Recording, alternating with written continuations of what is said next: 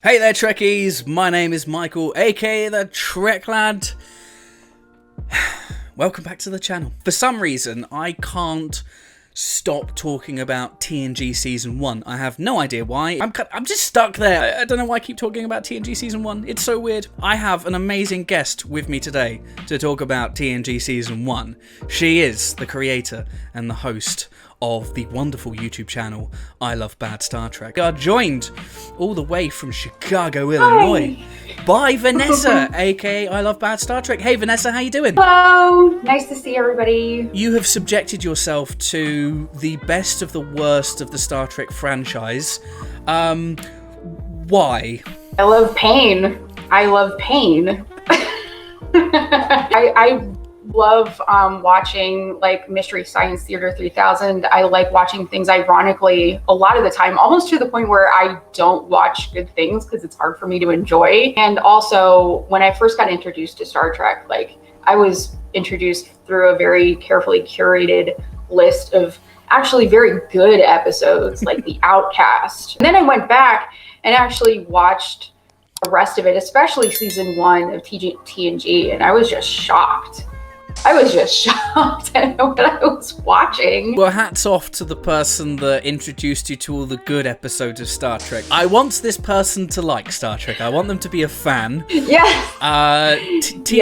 TNG Season 1 isn't really the stuff if you want to be a fan. But one of the things that we were talking about off air is my kind of, I think the reason why I'm in this TNG Season 1 gravity well is because I subconsciously kind of want to be there. Like, so for me, TNG Season 1 is like the chicken soup of Star Trek. I could see that, for sure. I think so. I mean, people say I'm mad. It's interesting that you put it in terms of like chicken soup. I actually thought of it as like the opposite because it's actually more taxing when I don't understand the sequence of events, when I don't understand like the character arcs and dialogue and why things are happening. I'm like, it makes me break my brain more trying to wrap my head around what I'm watching. What we're going to do is we're going to go through every episode of TNG Season 1 and we are going to be spectrum ranking it. I don't think anyone has ever done this before. As you can see on the screen, we are going to be assigning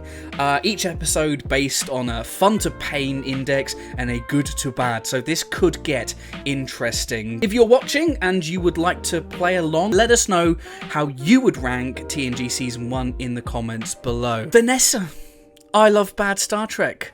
Shall we warp into this? All right, let's do it. Episode 1, the Enterprise, the brand new Enterprise, meets the omnipotent troll known as Q. They go to a space station where you can get magic apples and drapes and all that kind of stuff. Where are we putting this? Somewhere equidistant between good and fun, I think. Personally, I think it's a really capable opener. I think it introduces the characters really well. I think that Q is a great character to sort of bring out the ethos of TNG and also the sort of departure of Picard from Kirk surrendering in the very first episode. I thought that was really important. So I think it's a very capable. I'm in mostly agreement. I always thought that it was a very clunky episode because it's essentially Gene Roddenberry and DC Fontana's scripts and they just went ugh! And they just smushed it together. Characters do things that don't really make sense. I always thought Picard is so weird in this pilot, like the whole turn off that damn noise with the go to yellow alert. Yeah. And that characterization kind of carries through season 1 a little bit, where he's just sort of this cranky, belligerent, very difficult to get along with person, and I'm glad that sort of sloughs off. He's like borderline a prick in this episode, like and the way he treats Riker as well. Yeah, there is some good stuff in it. I love the resolution. I love the jellyfishes and all the special effects. The special effects seem to have aged pretty well, especially obviously with the Blu-ray restoration. But yeah, I'm pretty much with you here, Vanessa. I'm gonna let's leave it right here. So far, good. Off to a goodish start for TNG. The crew get drunk in space in the quasi-sequel to TOS's The Naked Time. This is The Naked Now. It's all about sex and data, and Wesley saves the ship. Where are we putting this one, Vanessa? Further on the bad side and just a little further up on the fun. like just above the bad line. Right there. This episode is like a bad night out. You've had way too many drinks at the bar, your friends are all off just being really badly behaved, but you get home and you wake up the following morning and you go, that was actually fun. I kind of wish that the Data and Sasha Yar scene where they propose having sex with each other kind of went not the way that it did. Just the bringing up of her trauma in that context was really clunky and just sort of forced. Wesley taking over the ship.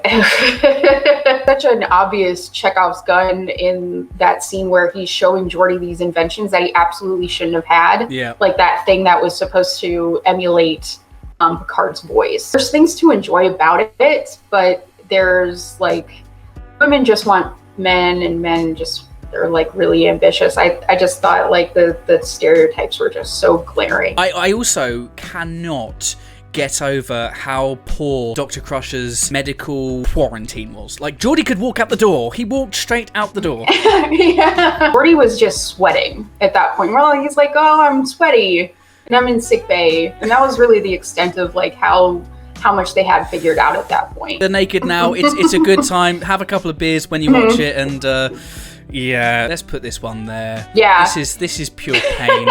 Is there anything that we can say about Code of Honor? I wonder how it would have been had they not made the decision to make everybody or characterize the Ligonians as vaguely African. If they had gone with the original concept of these kind of Bushido samurai reptilians, it would not be really a racist episode. Even if you remove all of that stuff, which you shouldn't, it's something that we need to talk about because it does reflect on the quality of the episode. Right. It's just a cheesy as balls episode. It's not. It's extremely TOS. Extremely. It's so funny how they tried to make TNG sort of a departure from TOS, but they brought in the same writers and the same composers of music. And like this episode is very much an echo of TOS. It's not even good TOS. It's like TOS season 3, back end season 3. Get in the bin, Code of Honor. The Last Outpost, the Takong Empire, and the introduction of everybody's big favourite eared people, the Ferengi, who was supposed to have giant hexagonal barbed alien penises, apparently, if you believe the rumours. What are we? Decent Riker episode. Where are we going with this one? Just to the left of Code of Honor. I think it still has racist overtones to it. Maybe not as explicit as Code of Honor. There's some fun elements to it. However, the characterization of the Ferengi being analogous to that of Jewish people is pretty egregious. That kind of makes it a little bit more on the pain side. It's certainly an improvement over Code of Honor. Then again, most of it is. The Ferengi were just so shockingly bad. I did kind of like the way they were going with them essentially being a echo, a shadow of what we once were. I kind of wish that the capitalist analogy that they made where they said they were like 18th century traders or something. I wish they went for it and said, no, these are like 1980s yuppies. These are, you know, Wall Street people, ruthless capitalists. Like, I kind of wish that they went for it instead of trying to use a reference from antiquity. Gordon Gekko from Wall Street kind of clones. The one thing for me, and the reason why I totally agree that it's towards the bad and the pain, fucking Chinese finger puzzles. Why? Remember, it's like they're together in a struggle and they have to work together and come closer together in order to set each other free. It's preschool writing. It's preschool writing. It's just crap. Let's go to another galaxy where no one has gone before. This is the one with the biggest cock-up in Star Trek history. They end up not just in the next galaxy, in the next galaxy. So it's like playing kickball and the ball goes way too far. One sector I found difficulty filling was the good and pain, like the good and pain quadrant. What is good and painful? And I think this might be an entry in that sector. Just go in a huge circle. They don't learn anything. I'm pleased that we're kind of in agreement on the good side. I like its use of exploration. We do go to somewhere where we've never gone before. We've never actually been there since. This is a fever dream of an episode. It is 100% crap, but it's kind of like good crap. I'm going to move it a little bit across here and a little bit down as the compromise. Lonely Among Us. So Picard gets tired of this shit and decides he's going to beam himself into some space clouds. And cannibalistic alien dogs in space as well. I would put it firmly in the pain category. So friggin' boring. It is just so boring. For as much as it has going on, it is just boring as hell. There's like this weird tonal confusion where they're like, one of the delegates got murdered. Oh well. Like, just, whoops. Am I watching Star Trek? Well, like, what am I watching? It's one of those episodes that I can never quite remember it. One thing that I do like is its use of, again, non-corporeal aliens, non-traditional, non-humanoid aliens, and I absolutely hate the ending. Picard beams himself into space. That would kill anybody else apart from the regular cast. They've been there an hour and Deanna Troi goes, I can feel him, beam him aboard, and they beam him aboard and it's like nothing ever happened. Let's take a trip to the sex planet. I feel like watching this episode is a sentence in itself. I would put it around the realm of the Naked Now. It tries to be more important than it is, but it undermines its own point rather quickly into the episode. Leaning more towards no, I'm actually probably going to put it a little bit further down. There are some moments in this episode, like the look on Riker's face for the entire 25 minutes of the episode is just hilarious. Even Worf's kind of like, I like this place. The pure campiness of it is hilarious. I kind of like the moral dilemma that Picard has. The Prime Directive seems like it doesn't seem to be written down anywhere, and so it sort of changes meaning depending on the situation. Where sexual difficulties are kind of hilarious to me. Where he says that it's they're just too fragile. Awkwardness with Wes.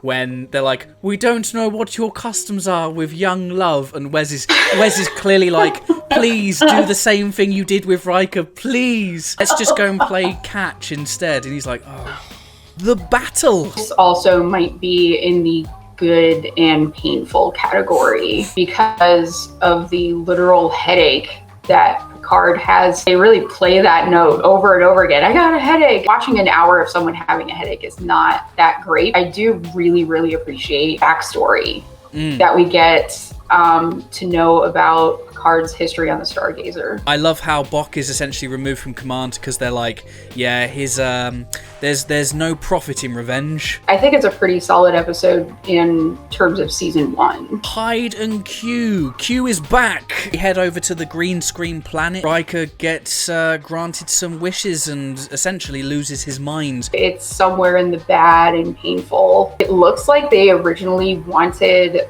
Picard to be the person that he tempted. With Riker, it just makes no sense at all. I really don't get what they were doing with this episode. It's almost kind of like they went, oh wait, we need to give Riker something. I think it's probably the weakest Q episode of the bunch. The only thing that would probably have me move this up a little tiny bit, I'm going to move it up a little smidgen, a couple of pixels, is because they murder Wes. They spear Wes.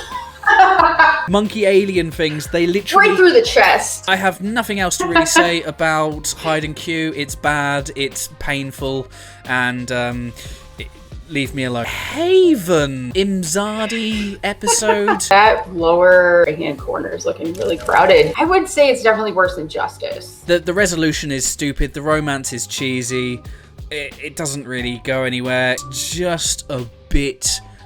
bollocks. I love the plot device of those drawings, though. The big goodbye. I would say it's much more fun than Encounter at Farpoint, and it's good. Compromise. I'm going to put this one probably alongside Encounter. I really like how alien the aliens are in this. That sounds really educated. Speech. They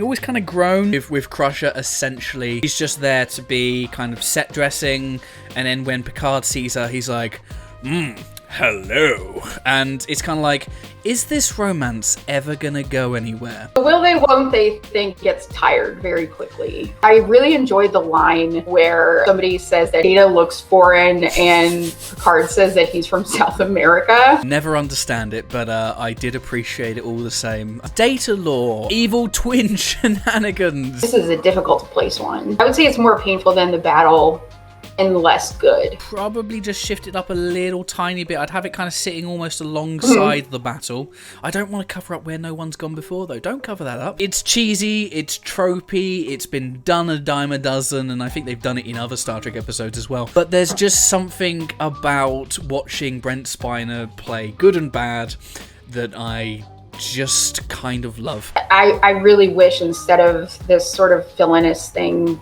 they talked about their experiences or something. I wish we got to know the character a little bit more. I am actually going to lower it down a little bit again, a couple of pixels, simply because Wesley Crusher is the only person that knows what's going on the ship once again, and yes. How rude. Angel. Oh,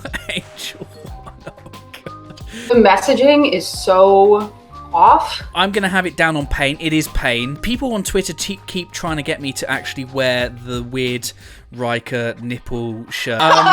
It's never happening. The message is so lost. Like, it's really hard. Like, unless you read about it, you wouldn't even know that that's what it was about. Get in the bin. You can stay there along with Code of Honor. 1001 1100. I think that's right. It's 11001001. Still getting it wrong. 31 years of being a Star Trek fan. I'm still getting that bloody episode wrong. I would put it solidly as fun. Like, I don't necessarily think it's good or bad.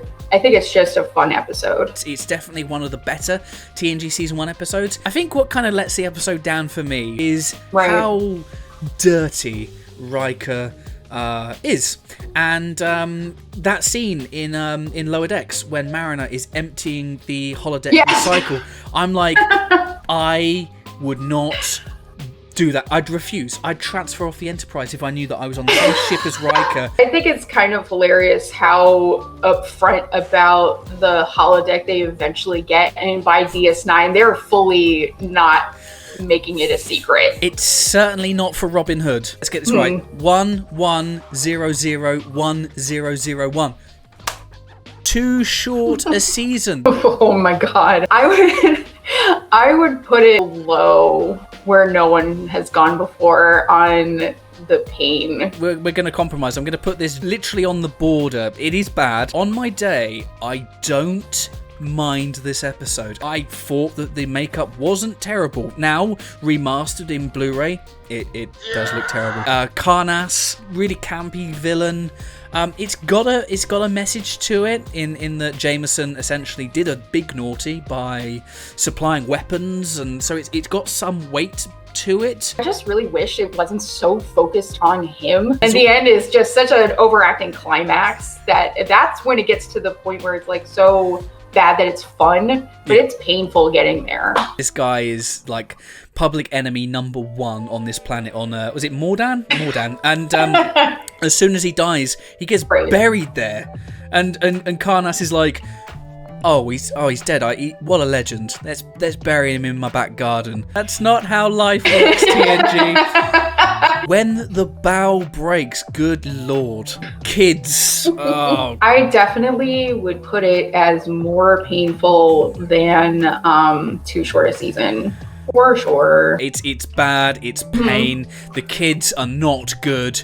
The adults aren't much better, to be honest. It's a Wesley episode, so you can tell I'm not going to like it. And I'm sure, there's something to be spoken about with the infertility of a planet and all that kind of stuff, but I didn't care. The kids didn't act like kids at all. Like, if I was taken from my parents at that age, I don't think I would be like, well, I guess this is just my situation now. Picard has a few zingers in season 1, some really cool inspirational lines. Everything's impossible until it's not. I kind of prefer other things Picard has said. That to me is a little like, well, yeah. I mean, soil. Ugly bags of mostly water. It's really forgettable. So I would put it in the bad painful order. I do like the deductive scenes where they're working up that it is life. I also thought that the characterization of scientists in this episode was really strange. Woman scientist going to Riker, or Riker comes to comfort her. That was a really awkward scene. You know they hooked up. You know they did. Nothing turns them on quite like crying. Oh, coming of age. A Wesley Crusher episode. I think it's less good than the Binar episode, but still fun. The rescue scene is hilarious. They mentally scar him, and they're like, "Yeah, that was just a test." It's the look of the guy. Wes leaves his death, or so he thinks, and then he comes out and he gives him the look, and he's like, "Right, mate." I love the stuff on the Enterprise though. Remick. I like that they tried to tie in some sort of continuity. All of the episodes that we've seen before actually exist. Heart of Glory. Klingons. We get Klingons again, and it's. I think it's a really good episode. Vanessa, where are we going? I agree. One of the best of the season. It's probably too good to be in season 1. Does a little bit for Geordi. We get the vision bit at the beginning. It was kind of like Picard sort of acting a little nerdy, like he just tried on an Oculus, like, ooh, look at that. I thought that was really cute. It was a bit out of place. They're on a ship that's about to explode, but it was a good moment of development for Geordi. The only thing I don't like about this episode is the gun that the Klingons make out of their boots. It just looked crap. The Arsenal of Freedom, aka the world's worst ad ever. Just over the line into bad, but I think it's mostly a fun episode. I really liked what they did with Geordi. I feel like this was the episode where you felt that they were going to move him into that senior role. The shit he has to put up with that bloody officer as well, that chief engineer. The pop-up ad, but make it murder. Make it murder and put thousands of lives at risk. Symbiosis, aka the Just Say No episode. Maybe not as painful to watch as Angel 1, but just about as bad. Troy's looking at Riker being zapped. I'm going to put this over here. I like that. I do like the concept in theory. It's just so ham-fisted. Tasha Yar's bloody speech is just cheesy. It's cringe. This episode presented an opportunity for compassion, and Picard's like, but Prime Directive. It's very kind of snobby in the way they treat it, like, oh, we don't have drug addiction in the future. The characters that we like are looking down. So, and they just completely fumbled the ball, and that was really frustrating. Oh, it's time to say goodbye to Tasha Yar. It's Skin of Evil. Painful to watch than Symbiosis, even more than when the bow breaks, honestly. I think it's one of the most painful of the season. It's a slog. Leans toward good a little bit more than bad. I love the send-off scene that she gets, which is a little nonsensical because how did she record this message? Maybe they just record this all the time. Did she not know anyone else? The score is quite an emotionally poignant scene. You can also tell that the cast, that there's some genuine emotion there, particularly from Marina Sirtis. And I do particularly love the final lines at the end and Data looking out at the end. Grappling with death is sort of an ongoing theme in both TNG and Picard, of course. And I really appreciated that beat. It felt empty, but I know that would eventually go on to drive future storylines as well, so it's not all that bad. It's not a car crash, it's just a painful episode. We'll always have Paris it's so painful, it hurts. I think if the love of my life, the person that I devoted myself to, was in the throes of death, I don't think I would be hanging out on the holodeck with my ex-boyfriend. No. I hated it. I have nothing else to say about the episode. We will always have this episode, unfortunately. The episode that is still, I believe, banned in the UK on the BBC in its full form. Conspiracy. Ow. Yeah, a phaser to the face. It's pretty boring in the first half, but the second half is kind of great in a terrible way, but it's still kind of fun to watch. There is something wonderful about gore kills in Star Trek, and this is one of them. Really wanted to be drawn into the suspense and really be there with Picard as he's finding out, but he just seems annoyed. Why is everybody speaking so vaguely? Why can't somebody give me a straightforward answer? He just seems like he's waiting in line for the D&B. In the second half, somebody's head explodes, and that's really what sold it for me. I'm going to move this over slightly a little bit because I feel like Picard and Riker's reaction to Remick, who's simply going, "We seek peaceful coexistence." I mean, yeah, his neck is bulging. He's clearly like not in control. It's not good, but the reaction is essentially to nuke the guy until he melts. Right? Like, can't they negotiate with the bugs? It's brutal, and if they do come back, they deserve justice. We have arrived at the end, the final episode, the neutral zone. One of the weirdest episodes ever. I think it's about as painful to watch and as bad as Skin of Evil. The Romulans just seem like people that you would find online when you're gaming or something, and you just sort of like randomly get somebody and you're like, ooh, I have all the power. Like that's like a gamer bro. This episode's kind of weird. It kind of mirrors Encounter at Farpoint in the way it's kind of two separate episodes that they've just gone together and they've just smushed together. Yes. One of them is really interesting. The other one I couldn't care less about. I'm really torn on this one. There is some good stuff in what it sets up, but it's kind of not enough. I'm going to put it here. I'm going to put it slap bang here. It's a really crap finale. There's no like finality to the season. As Picard even says, like they're just sort of pointlessly posturing. Him responding with, "We are back." Like, back doing what? I'm going to do one thing. I'm going to move it up slightly. Just there. Because of the introduction of the Romulan Warbird, which is a beautiful design. Right. So it gets a couple of pixel points because of that. There we go. That is it. TNG Season 1 ranked, and I have been joined by the lovely Vanessa, aka I Love Bad Star Trek. Vanessa, before you go, where can the good people find you? For now, my YouTube channel is my primary point of contact. Like, subscribe and all that stuff. So happy to find other folks on YouTube that also like Star Trek as much as I do. It's been an absolute blast, and thank you so much. And we are going to do this for Season 2, right? Hell yes. Hell yes. Let's give us some time to recover, but yeah, we'll make that a thing. And there we go. Thank you for joining. We hope that you have enjoyed this video. Don't forget to like and subscribe, and do give I Love Bad Star Trek a sub on YouTube too. Until the next time, stay happy, stay safe, love Bad Star Trek, and live long and prosper.